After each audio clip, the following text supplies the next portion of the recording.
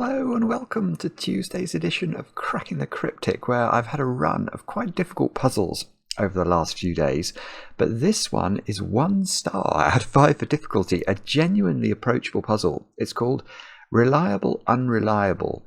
It's by Sujoyku, and this introduces a brand new rule that we haven't seen before. It's called a Rellik Cage. Rellik is killer, reversed. And the idea is basically that if we look at that 8 cage, you can't put digits in that 8 cage, any combination of which can add up to 8.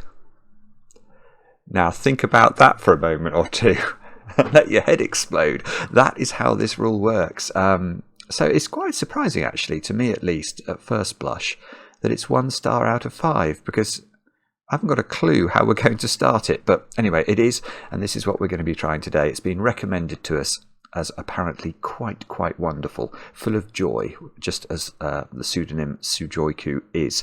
Anyway, I'll read the rules properly in a moment or two's time. A couple of things to mention first. We are streaming tomorrow night at 10 p.m. UK time. We'd love to have your company for that.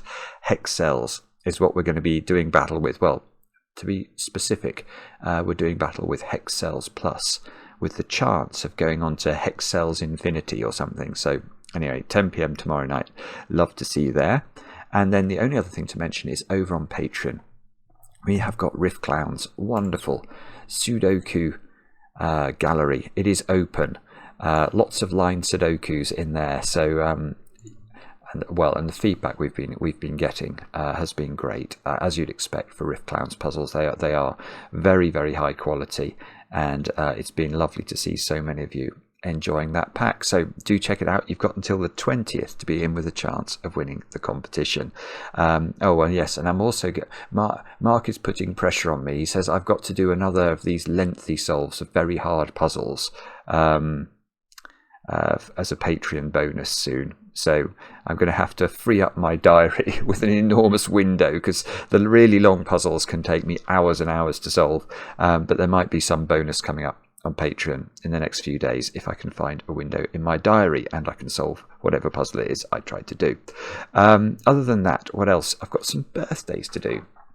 I'm going to start by wishing Andrew a very happy birthday. Andrew has turned 27 today, and I know this, Andrew, because your wife Katie wrote to us and said you'd appreciate a shout out. So there's the shout out. I hope you have a chocolate cake, and I hope that chocolate cake is of high enough quality that the ratio of icing to cake, well, is in the favour of the icing. Next, Emily. Oh, Emily, this is for yesterday, but it's not my fault. For once, it's not my fault. I hesitate to blame your husband Chris, but the email that I got, I did get it yesterday, but it was yesterday evening, which was well after I'd recorded yesterday's video. So I'm sorry I couldn't read out your birthday yesterday.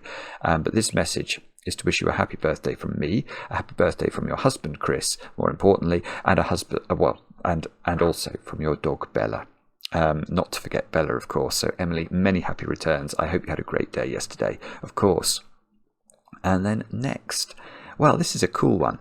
Chloe, you turned 30 today. Many congratulations on that. Many happy returns. I know this because your sister Imogen wrote to us and told us. And then this morning, your other sister Freya wrote to us and said, please could you shout out my sister Chloe? Now, I'm pretty sure there can't be 2 Chloes turning 30 today, so I think you're all sisters, and isn't that's quite cool, isn't it? So Chloe, I hope you have a great day today. Many happy returns, and I hope you get chocolate cake.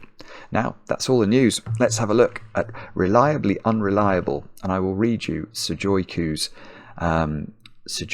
rules for the puzzle. They are as follows. It says normal irregular 7x7 Sudoku rules apply, but then it explains what that means. It says, i.e. each row, each column, and each region. So you can see there are funny shaped regions in the grid. Presumably they all have 7 cells in them. I'm going to assume that's the case. Has to contain the digits 1 to 7 once each. So that's sort of normal Sudoku rules with an irregular addendum on them. And then we've got Rellik Cages. All cages are Rellik Cages. In a Rellik cage, digits do not repeat, and any combination of one or more digits within such a cage cannot sum to the value in the top left. And then there's an example. It says, e.g., a Rellik cage with given value 6. We have actually got one of those. Let's look at this cage. Cannot contain 1, 2, and 3. Okay, well I can see that because if you put 1, 2, and 3 in it, they definitely do add up to 6. It cannot contain a 1, 5 pair because those two would add up to 6 individually. Presumably a 2, 4 pair or a 6 itself. So you just can't have a 6 in that cage either. Because obviously 6 can add up to 6. Knowledge bomb. The way to play is to click the link under the video as usual, but now I get to play. Let's get cracking. Now, the instructions told me I couldn't put a 6 in that cage, so I presume I've got to put a 6. Well, not a 5. I want to put a 6. In fact, the fact that I can't put a 6 in a 6 cage means that in this region I have to put a 6 in an 11 cage, and I just misclicked and was about to put 5 in the 11 cage, but that actually can't go in the 11 cage, can it? Because if I put 5 and 6 in the 11 cage, 6 and 5 is 11, and that's jolly bad. So the 5 must go in the 6 cage. Now 1 can't go in the 6 cage. Because if I put I know there's a 5 in it, so if I put a 1 in it anywhere, there is a combination that will sum to 6. So 1 goes up there. 1 plus 6 is 7. Right, I can't put 4 in the 11 cage anymore. This is going to keep going. This is lovely. But yeah, I can't put 4 in the 11 cage because then the 1, 6 and 4 would add up to 11. So I have to put the 4 in the 6 cage, which means I can't put 2 in the 6 cage anymore. So the 2 goes up here. So what does that mean? I don't know. Well, I can't put 3 in the 11 cage because if I put 3 in the 11 cage, then 2, 3, and 6 would add up to 11. So I've got right. So the 6 cage is 3, 4, 5, and the rest of the digits 1, 2, 6, and 7 have to live in the 11 cage. That's lovely. It wasn't difficult, but that is lovely. Right. So there's clearly a okay. So I'm going to do this cage now. This sort of serpent shape. This is Hissing Sid. Once Hissing Sid, an evil snake, kept the woodland folk awake. Anyway, Hissing Sid, I can't put 7 in the 7 cage, can I? So the 7 must live over there. And now the 1 can't go in the 8 cage, so the 1 must go down here. And now the 6 can't go in the 7 cage. I'm getting the idea of this. Now the 2 can't go in the 8 cage, so the 2 comes down here. Now 4. Well, 4 and 5 can't go in the 7 cage, I don't think. Because if I put 4 in, then 1, 2, and 4 would add up to 7. And if I put 5 in, 2 and 5 would add up to 7. So if that's right, all of these are 4, 5, 6, and 7. And this is a 1, 2, 3 triple. Ooh, nearly. Thought we might have some Sudoku going on there. Right, I'm going to do this cage now. So this cage, or these cages,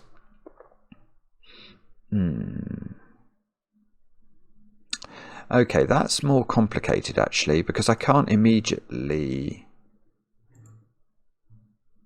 No, okay, sorry, I thought this would be easier, but I can't actually immediately see.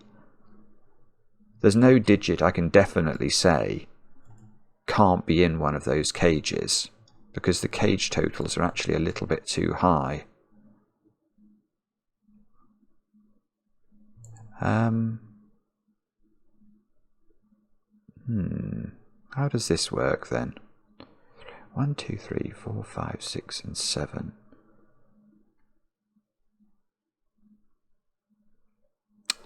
Okay. Is that right?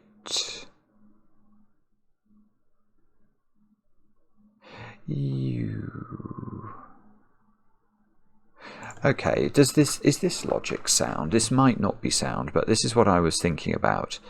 There are lots of ways to make 8 with 2 digits, with the digits that are available to be used in this puzzle: 1, 7, 2, 6, and 3, 5. So I can't put any two of those in this cage, can I?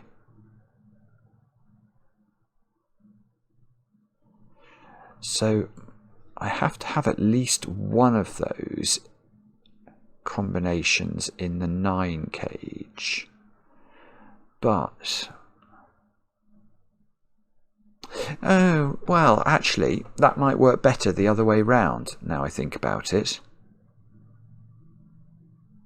Yes, that's better. The trouble I was having with doing it this way round was that there was too many cells that those digits could escape to in the 9 cage. But if we do it the other way round, that might work better. So what I'm thinking now is that oh, I can't type. So 2 7 3 6 4 5. Now that is 3 different ways that dominoes or digits that are available to be used in this puzzle could add up to 9. So it is just not possible to put 2 and 7 in this 9 cage. It is just not possible to put 3 and 6 in the 9 cage. And it's just not possible to put 4 and 5 in the 9 cage.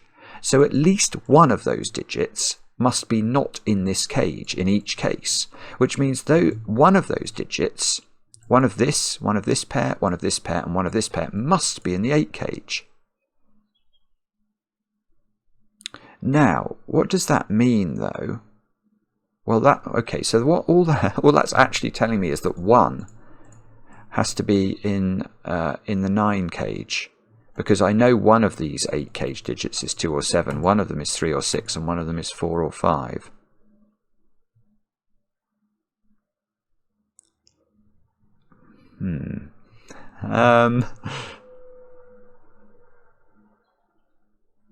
Oh dear, I can't see how to do that. I feel like I'm being a little bit dense there. If one is in here, no, I think it's even now. I don't think I know which way round that goes. So does it matter if you've got 4 cells? Is that easier to restrict than if you've got? I mean, the 11 can't be under pressure, can it? It's hardly any ways of... I suppose 4, 7 and 5, 6. There's 2 ways of making 11.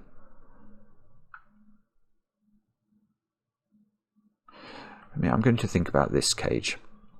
The 8 cage here. Yes, okay. I can run the logic I was trying to run there up here. Because, again, if we think about the digits or the pairs that are available that add up to 8... I've got 3 different versions, haven't I? Whoopsie, I have if I could type. So it's never possible to put a 1 and a 7 in the 8 cage. So at least one of the digits must be here. It's never possible to put 2 and 6 in the 8 cage. So at least one of those digits must be here. Okay, so what this is telling us is that 4 is in that 8 cage. Because one of these is 1 or 7, one of these is 2 or 6, one of these is 3 or 5.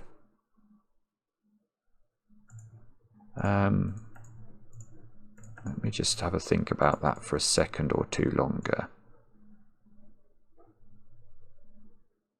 Golly gosh, I don't know actually. I still don't think I've quite cottoned on to what's going on here. We could...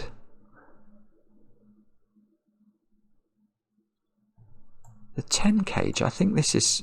I mean, again, it's got 2 options, but I don't think it can spill over, therefore. 4, 6 and 3, 7 can't both live in the cage. So I know that at least one of these digits is 4 or 6, at least one of them is 3 or 7. But that's not enough to restrict it.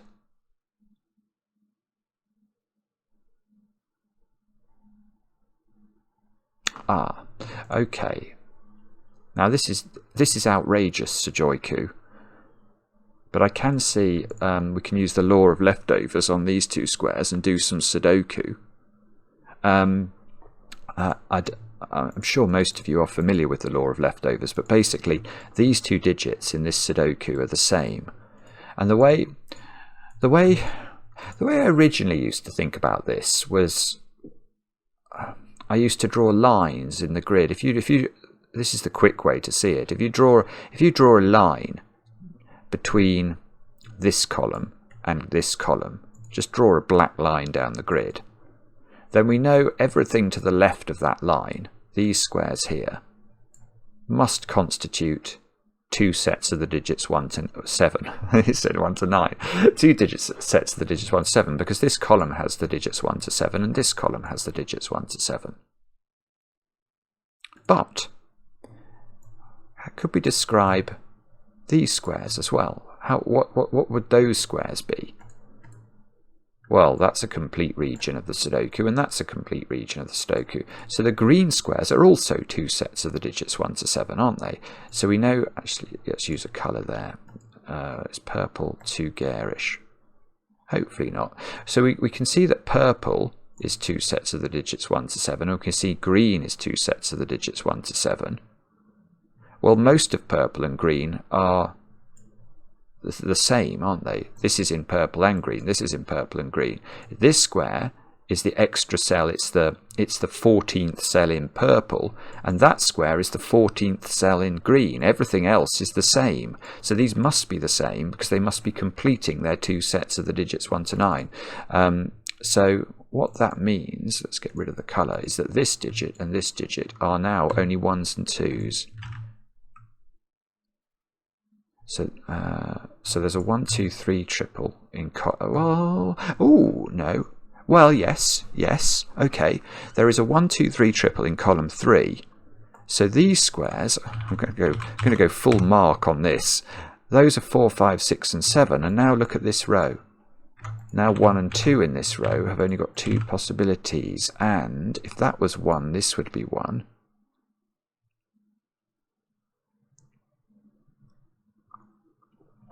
Oh, all right.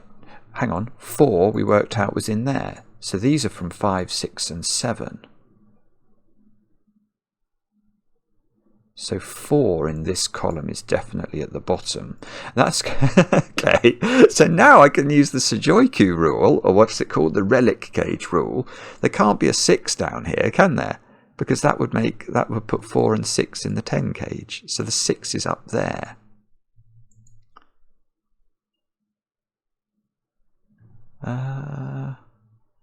Yes, all right. So, but when we looked at this cage originally, we said that each of the 2 pairs that add up to 8 had to have one of its digits in these 3 squares, didn't we? So one of these was 1 or 7. One of these was 2 or 6. Well, we found a 6 now. So we can't also have a 2 because one of these also needs to be 5 or 3. So I think this has to be 1.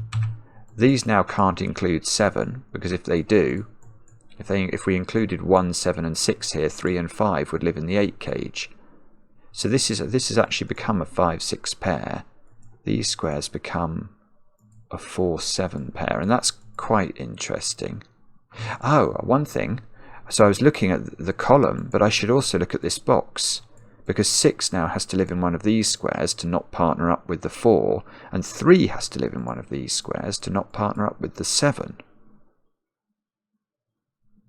Okay, so what have we got in the green cells now? By Sudoku, we've got 2, 3, 4, and 7.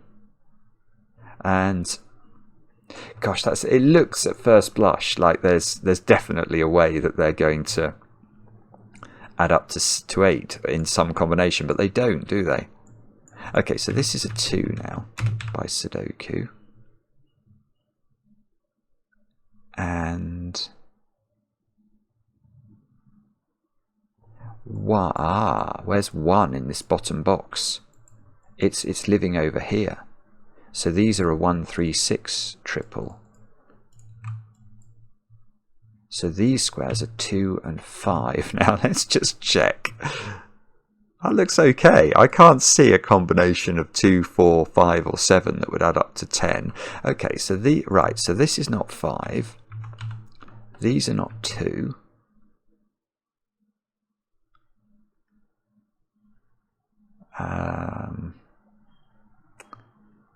What's that doing? Is there some sort of Sudoku trickery going on?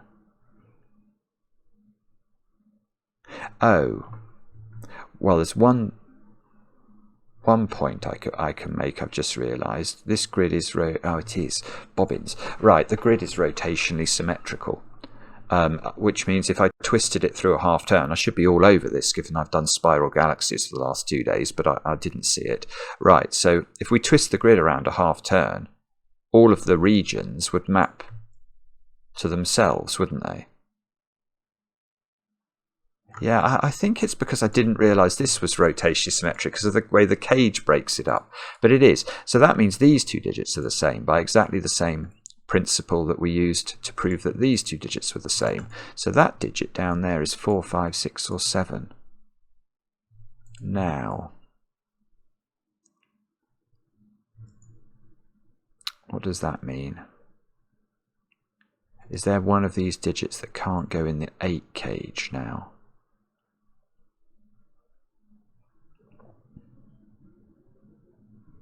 Oh, right, no, I've got something else. Okay, let's abandon that for a moment. I'm going about this a bit higgledy-piggledy, I think. Let's draw my imaginary line between row 3 and row 4, because that's going to be interesting. In fact, I might restore my colouring in a moment, but let me just explain this first. So it's another law of leftovers trick. So again, let's do it the long-winded way.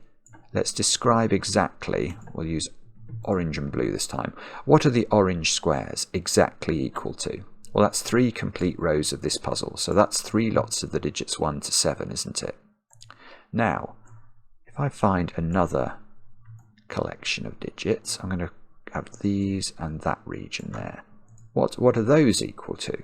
Well, they're all also equal to 3 sets of the digits 1 to 7, because that's a complete region, that's a complete region, and this is a complete region. So the blue squares are also equal to 3 sets of the digits 1 to 7. And you can see most of blue and orange are completely common. The only things that are not completely common are these 2 digits, which is how orange completes, if you like. It's 20th and 21st sets, 20th and 21st digit, and they're the same as these digits. That's actually that's interesting for many reasons, I can see all of a sudden. Right, look, I've got a quadruple in this row, so these squares are from 1, 2 and 3. Well, the other point I was going to make is let's go back, because I know these 2 digits are the same as these 2 digits. That digit is the same as that digit. But remember, that digit is also the same as that digit. So in fact, we've got loads of stuff going on. Those 3 digits are all the same. These 2 digits are the same.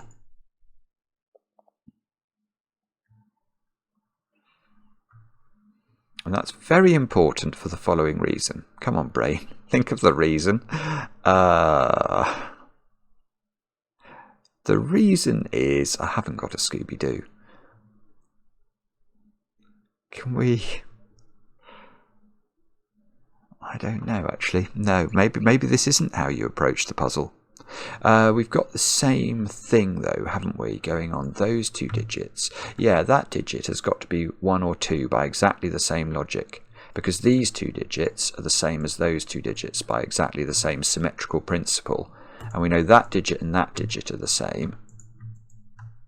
And because yellow and purple are the same, this purple must go there, mustn't it? So in fact, let's change this up. We'll make this yellow.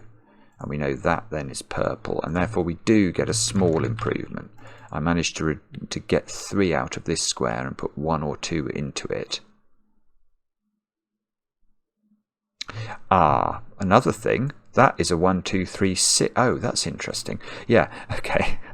No jokes about me and parties, please. 1, 2, 3 and 6 into this row. Well, where is the 6 in this quadruple?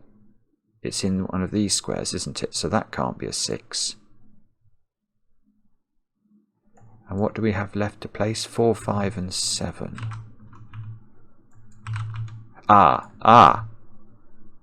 Yes, there is a definite breakthrough. Firstly, these squares do not include 1, so 1 is down here. Secondly, this can't be a 4-5 pair, because they would definitely add up to 9. So there must be a 7 in here, which means that square is not a 7. But now you can't put 2 in this 9 cage. In fact, yeah. I mean, Right, the way I got that was I said, okay, if you put 2 in it, it's got 7 in it, and 2 and 7 add up to 9. I could also have used this 2 and just seen by Sudoku that there's a 2 in one of those squares. But now, if there's 2 in the 8 cage, you can't put 6 in the 8 cage, can you? That's nearly doing something, but that means that 6 has to be... Oh, well, that means 6 has to be in the 9 cage, but that means that's a 1-6 pair by Sudoku. And now 3 can't go in the 9 cage, so we've now got a 2-3 pair back in the 8 cage again. And that must mean that 5 can't go here, because 3 and 5 would add up to 8. So this is... We know that there's a 7 in here, so this is 7-5. This is a brilliant puzzle, by the way. This is a brilliant puzzle. Okay, so now I've got 4 in this 11 cage. Now what does that mean? I don't know the answer. I've also got, oh, this is 4. This is just a green 4, isn't it, by Sudoku, so all of those become 4. Yellow loses its ability to become 4. I can make that one green. And how many 4s have we got? 4. Oh no, 5. 5 very easily by Sudoku. Let's make that one 4. Where else could we put 4s? I got to put a 4 in this cage, so that's a 4. I think we're going to get all the 4s. That's what that feels like. I haven't put 4 into the top row, so the only place that can go is there. So that's a 4.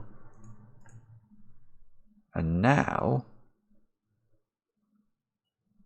what does that mean?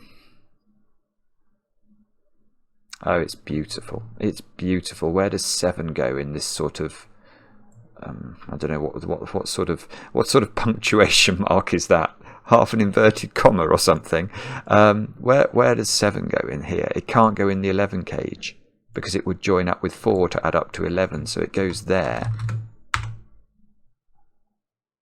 Might not do very much, but it was quite exciting when I saw it. Okay, maybe it doesn't do anything. 4 is very restricted. Why have I got 4 still pencil marked into this middle box? That is a very fair question, and I don't know the answer. Oh, 2s. No. Do I know? No, because I don't know what this digit is, do I? So I don't quite know where it goes in column 7. That was what I was thinking about there. I've got a 3-5 pair here. So that's a 6 and that's a 5. So this square is actually a 7 now by Sudoku, which is the same as these two. Right, so I've got 7 and 5 can go in. How many 7s have we got? Loads. Can we get all this? Yes, I can get a 7 here. That means I'm going to get all the 7s. I get a 7 in the corner. I feel like singing about that, but it doesn't really warrant the song, does it? Okay, so all of those go into the grid. This becomes a 2-3 pair, which is lovely. So that becomes 1, that becomes 6, that becomes 3. This is a 5, that's a 6. It's possible this might crack now, actually. He says, desperately looking for something that will tell us exactly what's going on. The 1 here gives us a 1 and a 6 at the bottom of the grid. Can we do something with that? These squares are those squares are 3 and 5. We can. So those are 3 and 2. We need a 1-6 pair. This is a 1-6 pair. So, oh, I want to put a 1-6 pair in there.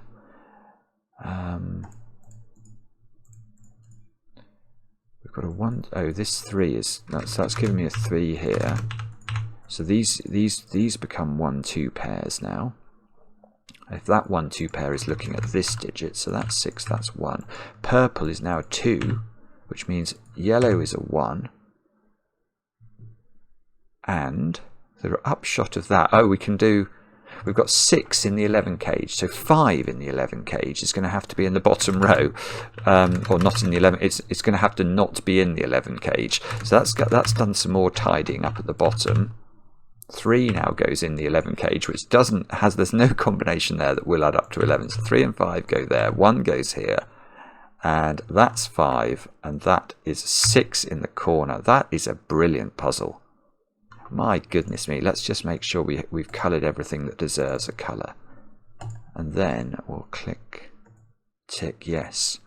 Puzzle doesn't include solution. Oh, okay, so I hope I've got it right.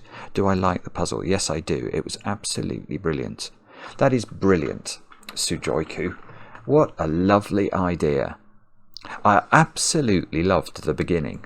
I loved the fact you could bounce back and forward between the cages and sort of work out the exact combinations. And then I suspect I might have missed a trick. There might be a way, because I didn't get very far with this region down here. I worked out that 1 had to be in the 9 cage, but I wonder if I could have done better. But yeah, but then it was really cool in terms of a bit of a refresher on the law of leftovers. Yeah, it's beautiful. It's a beautiful puzzle.